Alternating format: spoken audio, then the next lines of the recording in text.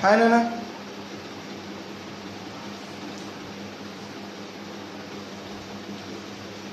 Today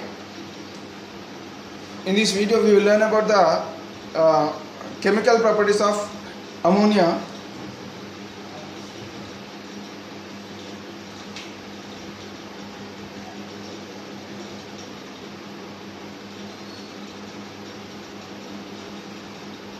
Okay, chemical properties of ammonia 2. Chemical properties of ammonia 2. Okay. Right. So we are continuing with the chemical properties. We have learnt about the reduction property of ammonia gas. Now we will learn about the basic nature of ammonia gas. So this is the third chemical property, basic nature of ammonia gas.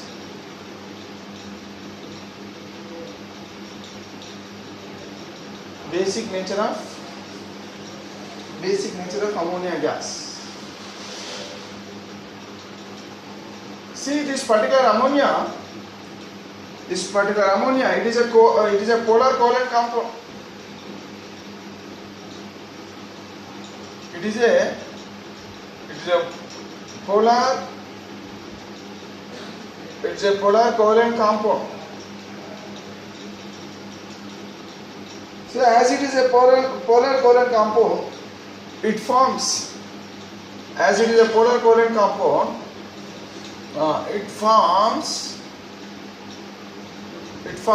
OH minus ions. That means this ammonia, okay, it will form OH minus ions when it forms OH minus ions when dissolved in water. When this gas is dissolved in water, so this particular gas, it produces OH minus ions. Okay, but it produces a less number of OH minus ions. Hence the aqueous solution. What is the meaning of aqueous solution? Aqueous solution means when ammonia gas is dissolved in water, it forms a solution.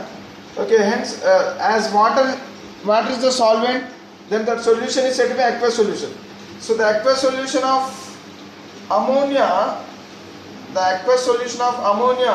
is a weak base. It's a weak base. Why it is a base? Because as it is producing OH minus ions, hence it is said to be weak. Hence it is said to be base, as it produces less number of OH minus ions. Hence it is said to be weak base. Okay. So this aqueous solution of ammonia, it is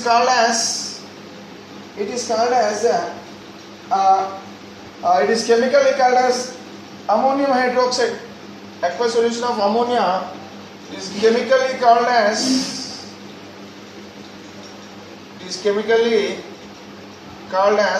ammonium hydroxide.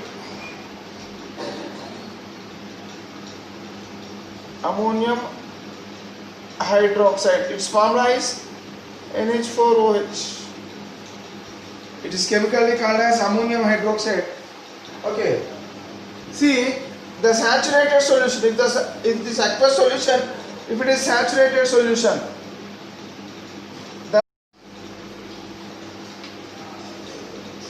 the saturated solution of ammonia, is called liquor ammonia. Is called as liquor ammonia.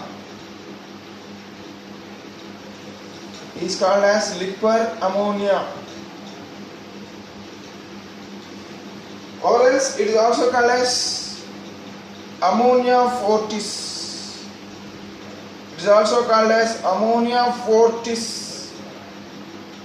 What is the meaning of saturated solution?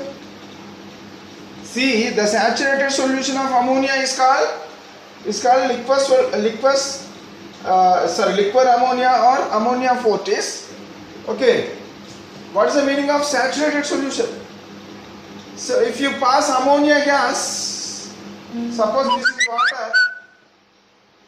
this is water, if you pass ammonia gas, into this water, okay, till it stops dissolving. So keep on passing this gas, ammonia gas. Keep on passing the ammonia gas into this water. So what happens? This ammonia gas will dissolve. So we have to pass the ammonia gas until the further amount of ammonia gas does not dissolve. That means till this ammonia gas is not dissolved. So till then we have to pass ammonia gas. Then the solution which is formed is said to be saturated solution. Okay.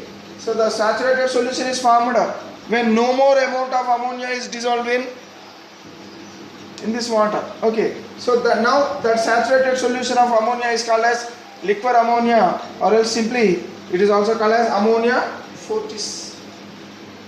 And its relative density, the relative density of liquor ammonia or ammonia fortis, it is 0.88.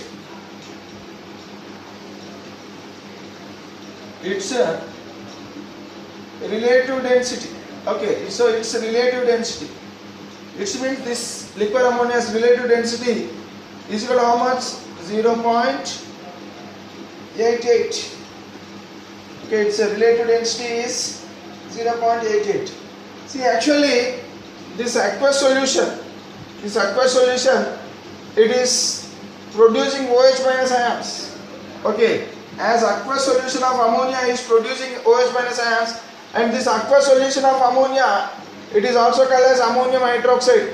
It is chemically called as ammonium hydroxide because this ammonia, when dissolved in water, it produces ammonium hydroxide, NH4OH. This is a weak base. Why it is a weak base? Because it will break down, this ammonium hydroxide will break down into NH4 plus ammonium ions and OH minus ions. Okay, but less number of OH minus ions are produced from this one. Entire ammonium hydroxide cannot break down into these two ions. So only little amount of ammonium hydroxide will break down into these ions, and most of the ammonium hydroxide, it remains as ammonium hydroxide only.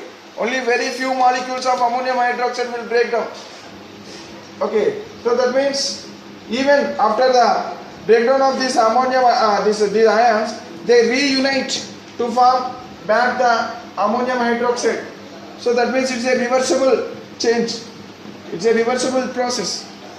Okay, the so formed ammonium ions and OH minus ions, they recombine to form ammonium hydroxide back. So like this. So due to this, what happens? The number of OH minus ions will be less. Due to the presence of less number of OH minus ions, it is said to be weak base. If OH minus ions are more in number, then it will be strong base. But in this this particular ammonia, it forms only weak base when dissolved in water by forming ammonium hydroxide. So this ammonium hydroxide is said to be weak base. Why it is called as weak base? Because it produces less number of OH minus ions. Okay, this is called as ammonium ion. Ammonium ion, hydroxide ion, ammonium hydroxide, ammonia and water. Okay, see, due to the presence of OH minus ions, the aqueous solution of ammonia, or else ammonium hydroxide solution, or else it is also called as what? It is also called as ammonia fortis. It is also called as ammonia fortis, or else liquor ammonia. So here, what happened? Due to the presence of this OH minus ions, this ammonia solution, or else this ammonia, aqueous solution of ammonia will turn red litmus solution to blue. Red litmus. So this aqueous solution, aqueous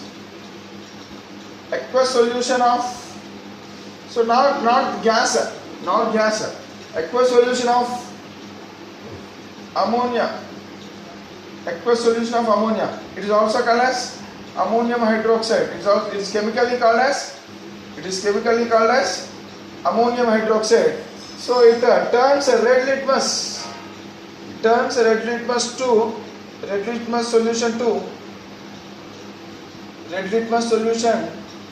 into blue color. It turns phenolphthalein. It turns a phenolphthalein solution. It turns the phenolphthalein solution into pink color. Okay, into pink color. It turns a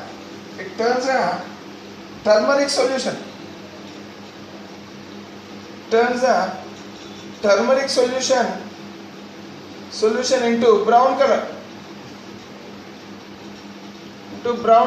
Okay. So with red litmus, this aqueous solution of ammonia, this aqueous solution of ammonia will turn red litmus solution into blue. This aqueous solution of ammonia will turn phenolphthalein solution into pink and turmeric solution into brown color. Okay, so like this. Okay, so as these are the properties of these properties are shown by the base. Hence this ammonia, the aqueous solution of ammonia, it is said to be weak base. Because of the presence of OH minus ions only, these things takes place. Suppose if you take a dry ammonia, if perfectly dry, if perfectly dry ammonia, perfectly dry ammonia gas, or if perfectly dry ammonia gas or liquid ammonia, or liquid ammonia. How liquid ammonia is produced? Liquid ammonia does not contain any water. Okay, simply upon cooling this ammonia by applying 8 atmospheric pressure under normal conditions, what happens, that ammonia will convert into liquid. Okay, by applying pressure, the ammonia will convert into liquid. Or else, if you cool the ammonia gas, okay, below minus 33 degrees centigrade, then also it cools. Okay, so and it will convert into liquid ammonia. Okay, liquid ammonia, it is not the solution of ammonia. Simply, it does not have water, or else it does not contain OH minus ions. Perfectly dry ammonia gas does not contain OH minus ions, and even liquid ammonia. And okay, if perfectly dry ammonia gas and liquid ammonia are present, what happens? They do not have what? They do not have OH minus ions. OH minus ions. Ammonia can produce OH minus ions only when it is dissolved in water. But liquid ammonia means it does not contain water. Simply the ammonia gas, when it is subjected to high pressures of around 8 atmosphere pressure, okay, then that gas will convert into liquid ammonia. That gas will condense into liquid ammonia, but there is no water in it. As there is no water in it, it cannot form ammonium hydroxide, and hence it does not have OH minus ions. And even this is also perfectly dry ammonia gas also does not have OH minus ions. Hence these two, as they do not have OH minus ions, they are neutral towards the litmus paper. They are neutral. They are neutral towards what? Dry litmus paper. Dry dry litmus paper. We should not take wet litmus paper. It should be dry litmus paper. If you take wet litmus paper, then what happens? OH minus ions are produced. Okay, don't take wet litmus paper. If you have to take a dry litmus paper only. So with the dry litmus paper only, these two are neutral towards they are neutral. Okay, that means they do not change the color of the litmus paper. Okay, so these two, they do not change the color of the litmus paper from red to blue paper. Okay, from red color to blue color, it does not change. Suppose if you take a wet litmus paper, then that wet litmus paper, it will turn from red color to blue color. So that's why don't take a wet litmus paper.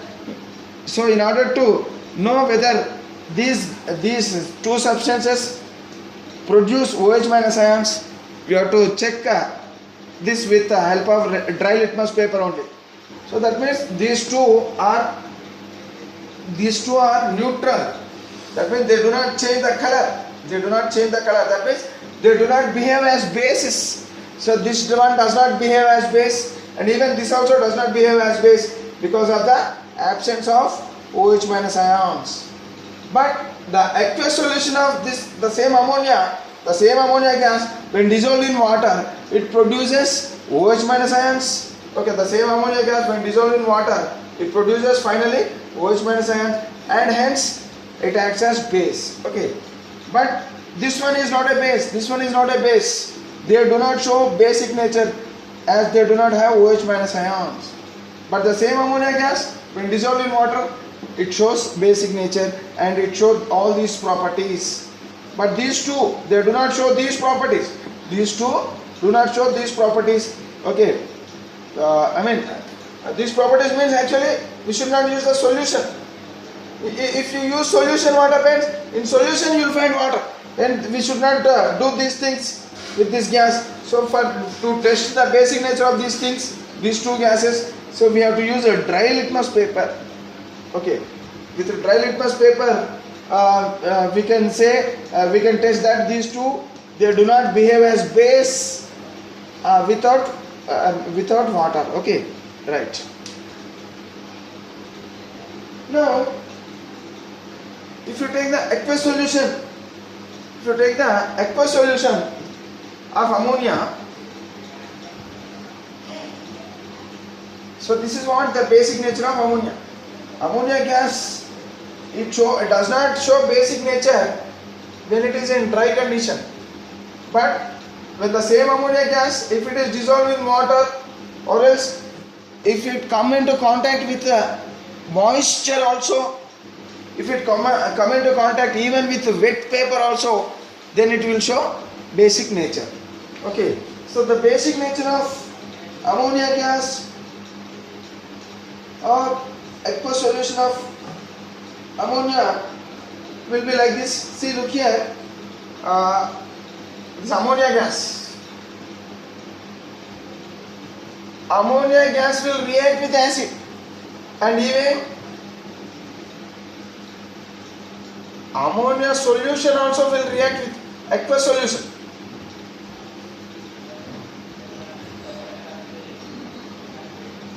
Aqueous solution of ammonia gas as well as aqueous solution of ammonia, they react with bases. So because they react with acids. Both of them react with acids. Both of them will react with acids. Okay, they react with acids to form their respective salts.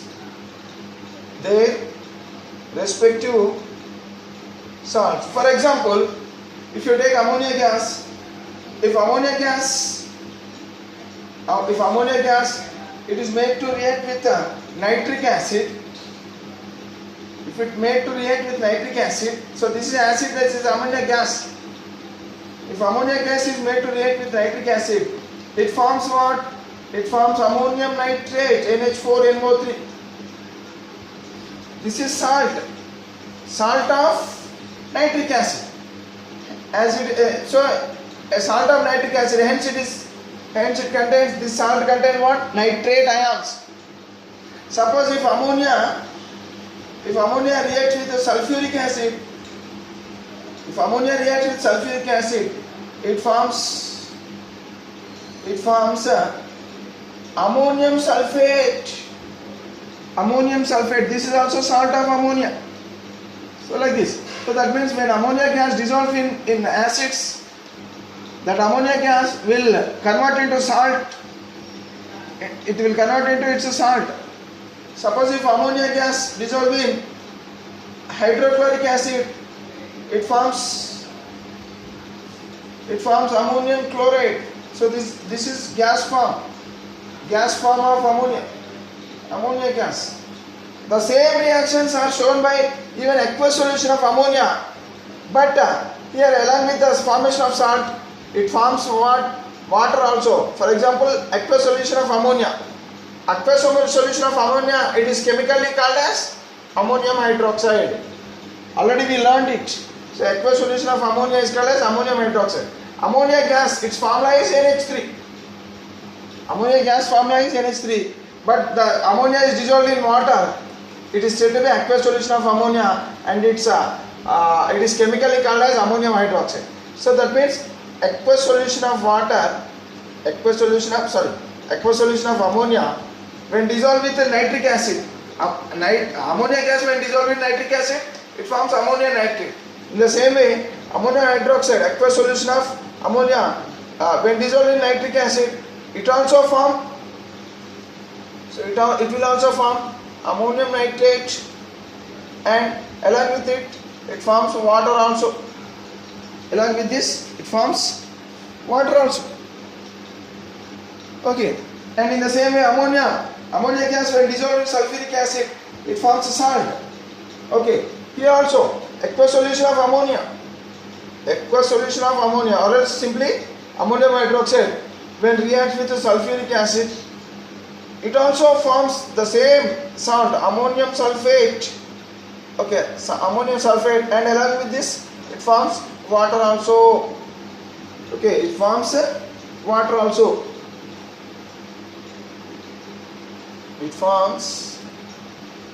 water also. So the same ammonia gas when reacted with hydrochloric acid, it forms ammonium chloride. In the same way, aqueous solution of ammonia, it is chemically called as ammonium hydroxide. When reacted with hydrochloric acid, it forms ammonium chloride plus water. So that means aqueous solution of ammonia will form water along with the salts. But the ammonia gas, it forms only salt. It does not form water. Okay, it does not form water. So like this, the basic nature of these things can be explained. So that means ammonia gas, as it is forming salt with when reacted with acid, and this ammonia gas also can be shown that it can be called as basic in nature. Okay, so like this, right? So the basic nature of ammonia cannot be proved by dry litmus paper, but the basic nature of ammonia gas can be proved by making it react with the acids. So that means both ammonia gas will react with acids, and even aqueous solution of ammonia also will react with acids. So this one contains OH minus ions, but this one does not contain OH minus ions. Remember, so this one does not contain OH minus ions. Hence, its basic nature cannot be explained with the help of dry litmus paper. Okay, but its basic nature can be explained when it reacts with the acids, because the substance which produces salts by reacting with acids, those substances are said to be bases. The substances which react with acids and produces salts are said to be bases. Hence, as ammonia gas is reacting with acids and producing salts, Hence ammonia gas is said to be base in nature. Okay, so like this the basic nature of ammonia can be explained. Okay, right.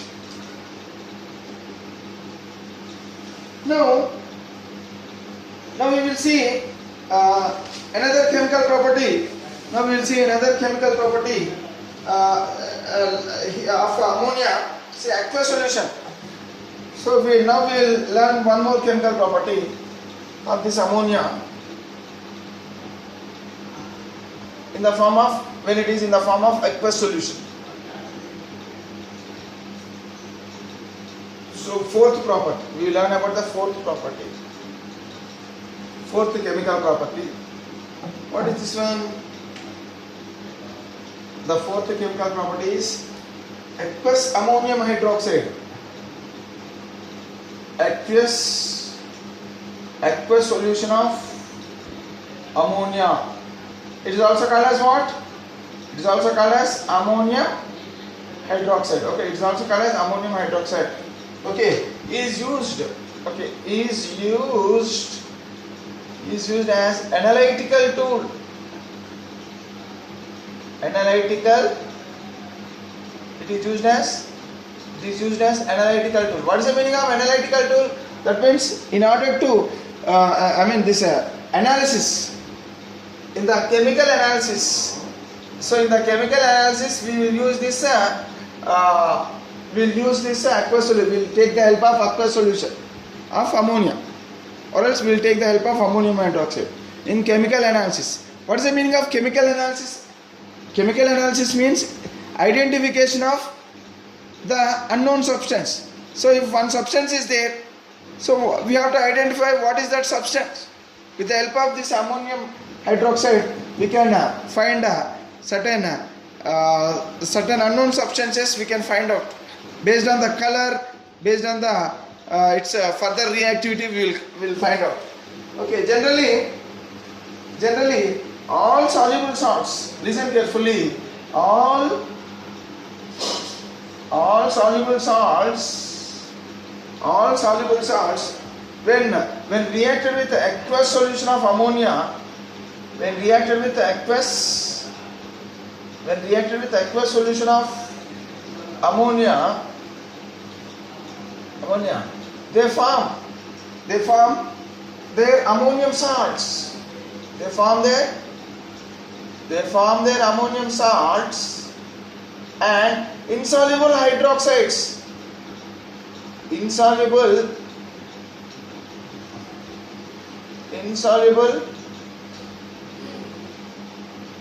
they form ammonium salts and insoluble hydroxides. Insoluble hydroxide means precipitate of hydroxides.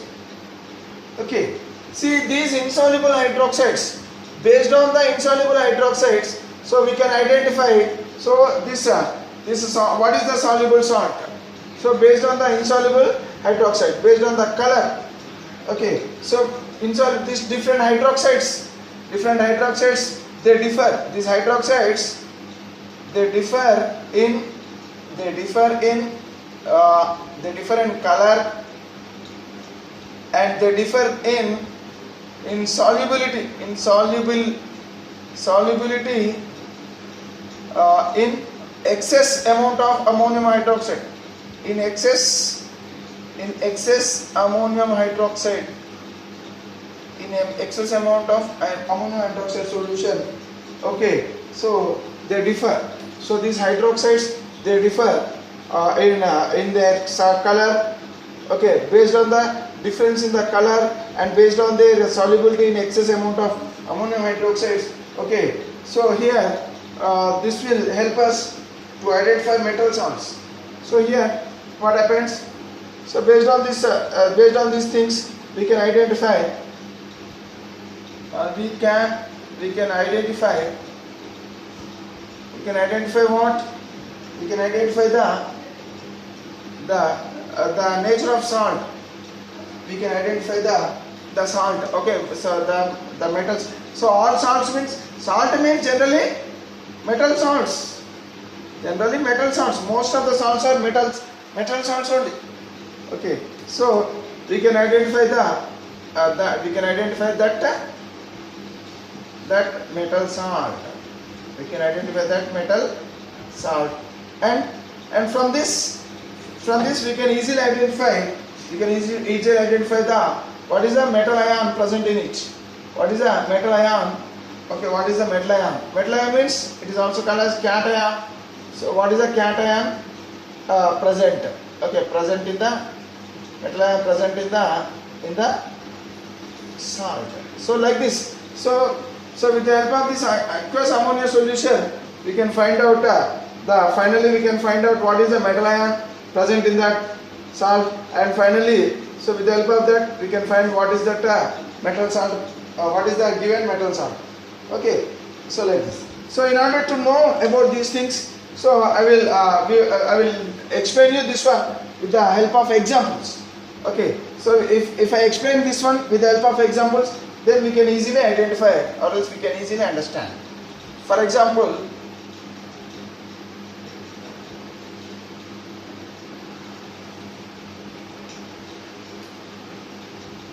let us take zinc salts. If I take zinc salts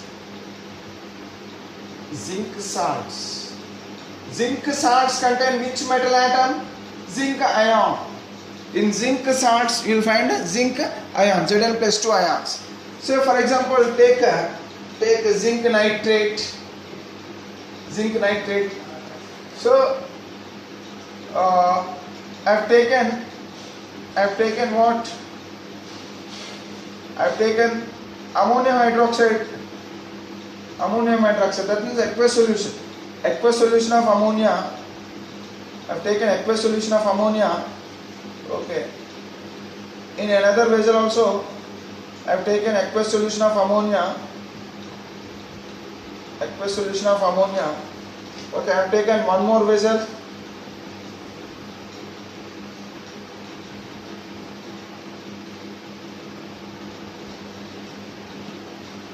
Aqueous solution of ammonia.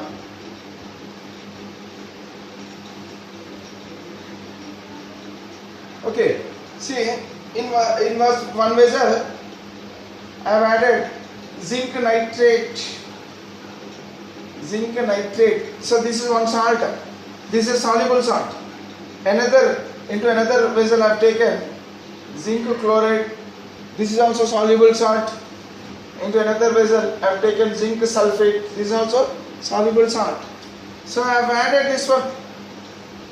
So when I add these three substances into ammonium hydroxide, what is this one? The solution is nothing but what?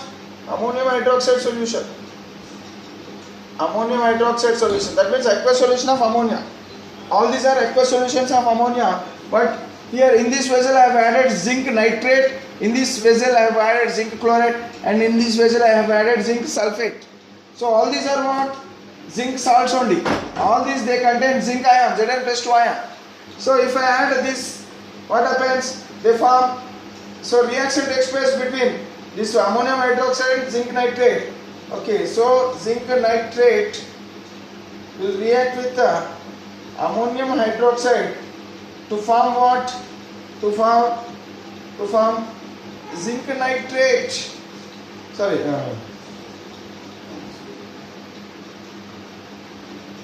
To form what? Ammonium nitrate, because they form ammonium salts. Already we have seen they form ammonium salts. So this will convert zinc salt will convert it to ammonium salt. Okay, ammonium salt NH4NO3 plus what is formed? Plus hydroxides. Okay, so as it is used as analytical tool, so metal salts, soluble metal salts,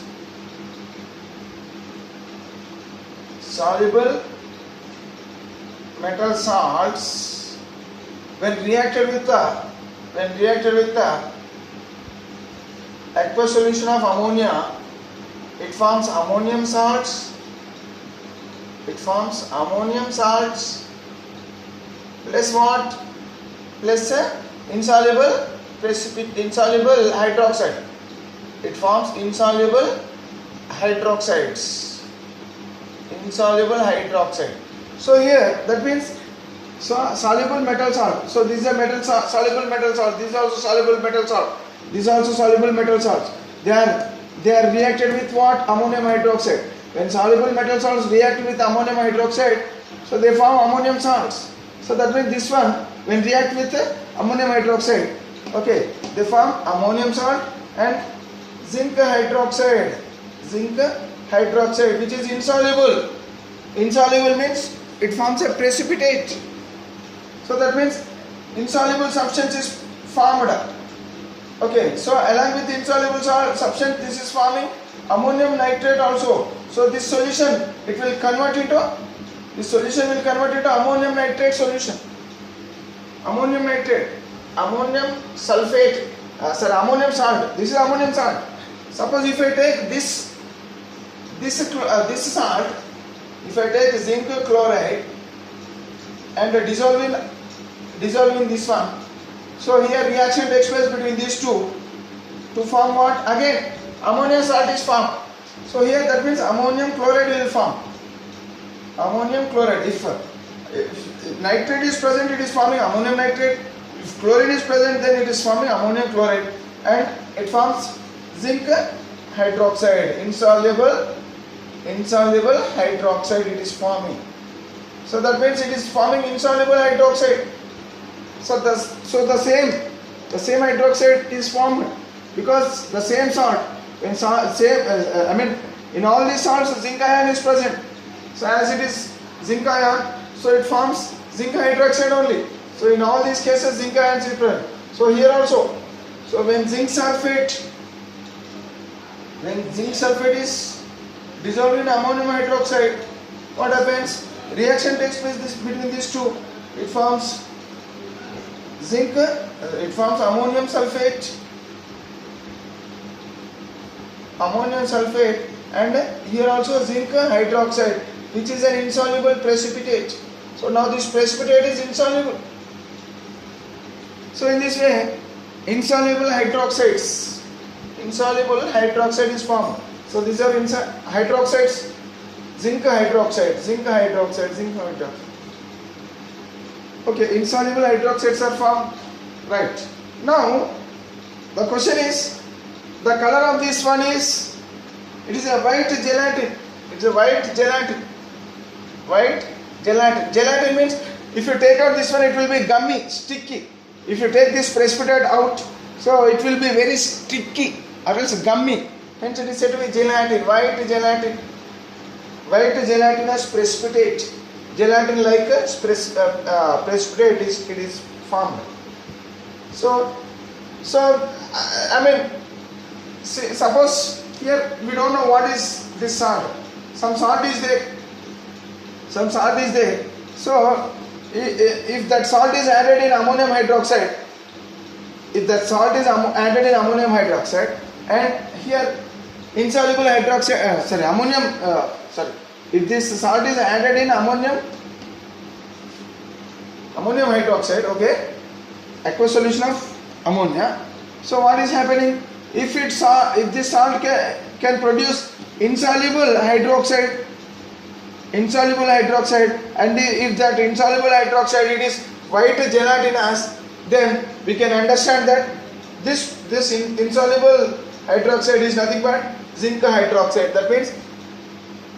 That means this insoluble hydroxide is having zinc in it, zinc plus 2 ions. So from this it is understood that the salt which we have added, it is nothing but zinc salt. Okay, because of it is forming white gelatinous insoluble hydroxide. So hence you can easily understand that this particular insoluble hydroxide is nothing but zinc hydroxide, and it contains zinc ions. And in order to make it further confirmation, what we have to do? We have to add excess amount of ammonium hydroxide. Okay, this solution ammonium hydroxide, we have to add excess amount. Okay, we have to add some more amount of ammonium hydroxide. If you add some more amount of ammonium hydroxide, then what happens? This precipitate will dissolve. if this precipitate, if it dissolves in excess amount of ammonium hydroxide, then it is confirmed that it is nothing but zinc. The metal ion present in that precipitate is nothing but compulsory it will be zinc ion. The precipitate is white in color, and that precipitate is dissolved in when excess amount of ammonium hydroxide is added to it. So hence it is understood that the metal ion which is present in that precipitate, so in that precipitate the metal ion which is present is nothing but zinc ion, and the salt, the metal salt is nothing but zinc salt. Okay, so from this, this is the way this ammonium hydroxide helps us, okay, as analytical tool. So we have taken the help of ammonium hydroxide only. Aqueous solution of ammonia only will help us to identify what is the ion present in it, and what is the salt. This salt belongs to what? Zinc. Okay, suppose if you take another salt, so now if you take a copper salt, if you take a copper salt, so copper salt, it contains copper plus 2 ion. So now now these are what? Copper salts. Okay, so even copper salts also, they react and form what? And form insoluble precipitates. Even they are also will form insoluble precipitates. They also will form insoluble. So copper hydroxide is insoluble precipitate. So now here the thing is, so when it was zinc hydroxide, it was gelatin, white gelatinous. But when it is copper hydroxide, the color of this precipitate, when copper salt is used, these are all copper salts. They contain copper plus 2 ions. So when copper salts react with ammonium hydroxide or else aqueous solution of ammonia, so what do they form? They form copper hydroxide. Okay, insoluble hydroxide known as copper hydroxides. Okay, so the color of this one is, the color of this insoluble precipitate is, it is pale blue color. When zinc was used, what is the color of zinc hydroxide? Zinc hydroxide was white gelatinous material, white gummy material. But here copper hydroxide. Okay, copper hydroxide. Now this precipitate is copper hydroxide. Hence, by looking into the color of this precipitate, we can say that the precipitate is copper hydroxide, and the ion present in it is copper ion. Okay, so right. So in order to make it further confirmation, simply what we have to do again, say even to this solution also, if you add excess amount of ammonium hydroxide, then this one also will dissolve. Even copper hydroxide also will dissolve.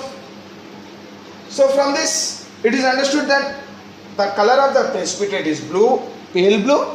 Okay, the color of the precipitate is pale blue, and that precipitate is dissolved when excess amount of ammonium hydroxide is poured into this solution. So that means that this precipitate, it is dissolved, it is soluble. When it is soluble, when excess amount of ammonium hydroxide is used. So that means, so by these two properties, that means the precipitate is pale blue color, and the precipitate will dissolve in excess amount of ammonium hydroxide. So with the help of these two things, we can easily identify that this precipitate is nothing but copper hydroxide, and the ion present in that precipitate is copper plus 2 ion. Hence the salt we have taken is nothing but the salt of copper. So like this we can easily identify. Okay, right. Next one more thing. If you take another salt, take iron, salt of iron. Take salt of iron, Fe plus 2. Take Fe. See, iron salts, there are two types of iron salts. Iron salts, ferrous salts and ferric salts. So first we will try with ferrous salts. So ferrous salt, for example, ferrous sulfate. So I am taking only one. Okay, no need of taking all these. Simply for clear understanding, I have taken all this. See, even with one also we can easily understand. So this is ferrous sulfate. When ferrous sulfate, so what in ferrous sulfate contains water? Fe plus 2 ions. Ferrous sulfate contains what? Fe plus 2 ions. So if you ferrous sulfate is, if it is added to ammonium hydroxide, if ferrous sulfate is also soluble metal salt. Okay, when it is added in ammonium hydroxide solution, so what happens? Both of them will react. So ferrous sulfate will react with the ammonium hydroxide to form what? Ammonium salt. So which ammonium salt? Ammonia and sulfate. Hence it forms ammonium sulfate, ammonium salt and insoluble hydroxide. So that means this ferrous hydroxide, it forms FeOH taken twice. So this is insoluble salt. This is insoluble. It is insoluble hydroxide. So now here also, in this case also, insoluble hydroxide is formed. Okay. So here the color of this one is dirty green. The color of this one is a dirty green. So by looking into this, the formation of dirty green precipitate, we can come to a conclusion that the given precipitate is nothing but ferrous hydroxide. So in order to confirm whether it is ferrous hydroxide or not, simply what we have to do, we have to add excess amount of what? Same excess amount of ammonium hydroxide solution. If you add the same excess amount of ammonium hydroxide solution, what happens? So this dirty green precipitate, it does not dissolve. It still remains as that only, as a dirty precipitate only. So the nature of ferrous ion is, even with excess amount of ammonium hydroxide, the hydroxide of this ion, it won't dissolve. So that means this precipitate does not dissolve. Whereas zinc hydroxide, white gelatinous precipitate of zinc hydroxide will dissolve, and even copper hydroxide also will dissolve their precipitates. These are the insoluble precipitates. They dissolve in excess ammonium hydroxide. But here this is, as this is ferrous hydroxide, what happens? It is dirty green in color. So even with by using excess amount of ammonium hydroxide, it does not dissolve. So from this it is understood that finally we can come to a conclusion that as the color of this one is a dirty green, and as this precipitate is still insoluble even if you use excess amount of ammonium hydroxide. So hence finally we can come to a conclusion that this particular precipitate is nothing but ferrous hydroxide, and the ion present in it is Fe plus 2 ion, and the salt is nothing but salt of ferrous. Suppose, so this is about ferrous. Suppose if you add ferric salt related to ferric sulfate, or else any salt. For here I use ferric chloride, FeCl3. So instead of this one ferrous, I am using ferric now. So ferric ion. So again here also it forms what? So chlorine is present, ammonium. So it forms. That means this is what? This is soluble metal salt of iron, ferric salt. Okay, which metal? Ferric, iron metal. Okay, iron in the form of +3, ammonium hydroxide. So when this one is added into ammonium hydroxide, what happened? So reaction takes place between these two by forming ammonium chloride salt NH4Cl. It forms ammonium chloride, okay, and forms a ferric hydroxide. In this case, now it forms FeOH taken 3 times. So before that it was 2 times. So now it is forming now this one also will form insoluble salt. So ferric hydroxide. So this is one ferric hydroxide. The color of this ferric hydroxide is reddish brown. So now the color of this one is reddish brown. Reddish brown. So by looking into the color of this one, we can guess. We can guess that this precipitate is, this insoluble hydroxide is nothing but ferric hydroxide. Okay, by looking into the reddish brown color of this precipitate, we can easily identify that this precipitate is nothing but ferric hydroxide. Okay, hence the ion, the ion present in it will be ferric ion. Hence the ion present in it is ferric ion. The cation present in it is ferric ion. The metal ion present in it is what? Ferric ion. And the salt is related to ferric salt. Okay, so like this we can identify what is the salt. So to identify this salt, what we have used ammonium hydroxide. Hence aqueous solution of ammonia is used as analytical tool. That means we can identify the given salt, or else we can identify the given metal ion. Okay, so like this. See, suppose if you use excess amount of ammonium hydroxide, what happens?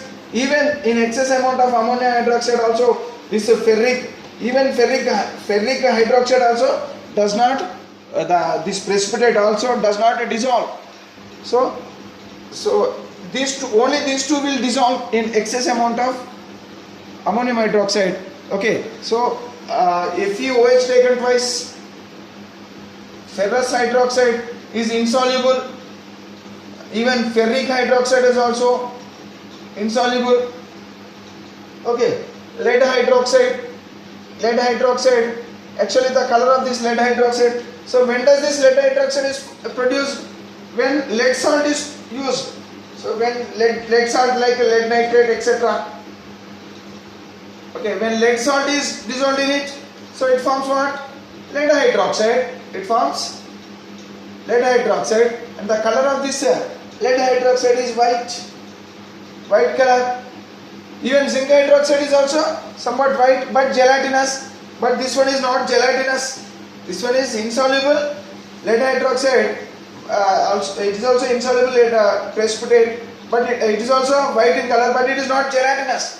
And one more thing, so this precipitate, if you add excess amount of ammonium hydroxide, this precipitate is insoluble, whereas zinc hydroxide it is soluble. Zinc hydroxide is soluble in excess amount of ammonium hydroxide.